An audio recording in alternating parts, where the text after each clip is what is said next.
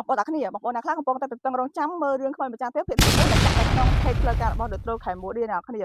បើសម្រាប់ខ្ញុំកំពុងតែចង់ដឹងខ្លាំងមែនទែនអ្នកគ្នាថាភាគទី4កាលណាចេញអ្នកគ្នាតោះឥឡូវនេះខ្ញុំមកនិយាយ reaction តាក់ទងជាមួយនឹងភាគទី3បន្តិចអូយលើកទី1អ្នកគ្នាដែលខ្ញុំឃើញរឿងនេះគឺលេងល្បិចថាមើលរឿងខ្មោចតែមិនដឹងថាគួរសរសើចឬគួរយំអ្នកគ្នាទេវគ្គកន្លែងដែលបងម៉ាប់កំពុងខ្មោចអ្នកគ្នាកំពុងដេកសុកខ្មោចម្លងអ្នកគ្នាអូអាខ្មោចកូនក្មេងហ៎ម្លងហើយយកគ្នាពីរនាក់យកម្លងអញ្ចឹងអ្នកគ្នាថាជាមិនឡងម្នាក់ឯងអត់គ្រាន់តែហៅគ្នាម្លងបន្ថែមអញ្ចឹងអ្នកគ្នាអូកន្លែងហ្នឹងគឺអ្នកថាមើលទៅគួរចង់សើចមកអ្នកគ្នាមិនគួរចង់ខ្លាចទេកន្លែងហ្នឹងហើយស្របពេលហ្នឹងផងដែរគឺថាជាខ្មោចគឺថាហ្នឹងគឺសិតតែបងប្អូនគឺអញ្ចឹងណាសិតតែបងប្អូនធေါ်ហើយអាខ្មោចកូនក្មេងហ្នឹងគេថាជា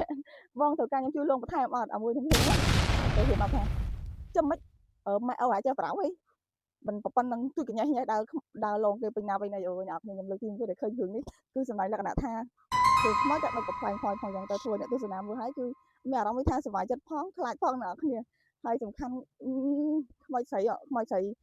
លក្ខណៈថាហ្នឹងគឺគាត់និយាយដែរគាត់ថាចង់ជួបគ្នាជាមួយគាត់ម៉ែឬក៏ដេមតាមគាត់ដែរដោយសារគាត់គឺជាបងប្អូនធေါ်ជាមួយនឹងខ្មោចហ្នឹងដែរចឹងហ្នឹងហើយខ្មោចពីមួយហ្នឹងគាត់ថាជាគាត់មិនចង់លងជាមួយហ្នឹងទេដោយសារមួយហ្នឹងវាហៅលោកមកជួយដោះឬក៏លក្ខណៈថាបំផ្លាញពួកគាត់ចឹងណាគ្នាអញ្ចឹងណាគ្នាហើយសម្រាប់ឈុតនៅក្នុងនេះគាត់ថាពូមួយនោះកំពុងតែយកប្លង់ដីឬក៏កំពុងតែយកឯកសារទៅជួបអ្នកគេម្នាក់ឯងដើម្បីស្វែងមើលថាផ្ទះហ្នឹងគួរលក់តម្លៃប៉ុន្មានដោយសារផ្ទះហ្នឹងគឺម្នាក់កំពុងចង់លក់ចេញយ៉ាងទៅអ្នកគ្នាតែម្ចាស់ផ្ទះហ្នឹងគឺគេអត់ចង់ឲ្យអ្នកណាទិញទេព្រោះនាងផៃហ្នឹងគឺជាម្ចាស់ផ្ទះហ្នឹងអ្នកគ្នា